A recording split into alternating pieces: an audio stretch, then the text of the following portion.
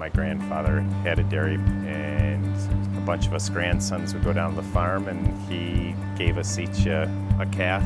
And one night I was taking care of this calf and fell in love with the thing. Kirby was its name, still remember Kirby.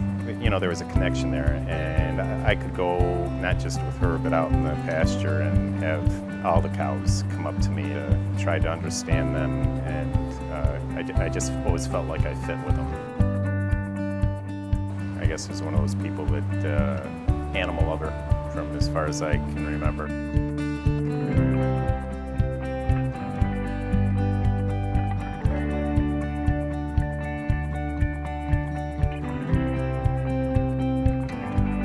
We're responsible for all these lives.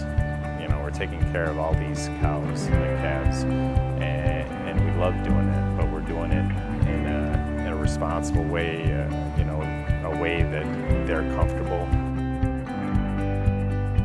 Here on our farm right now, it's 80 minutes out of their day that they may be standing up waiting to get milked, and then maybe they're getting milked 7 minutes each time.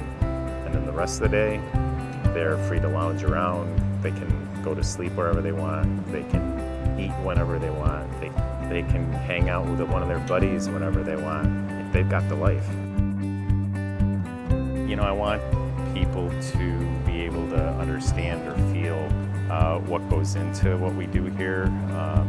We've had a lot of groups here, but a lot of those were people contacting us and asking if they come, and the thing we want to do now is reach out to people and invite them. You know, you walked in those barns, the barns are insulated to help keep them cooler. You got fans going in them. There's, you know, fresh water. You know, and if somebody came in and they just looked at those cows, and the majority of them are laying down and they're happy, half sleeping, chewing their cud, they could look at the cow and see how peaceful she is.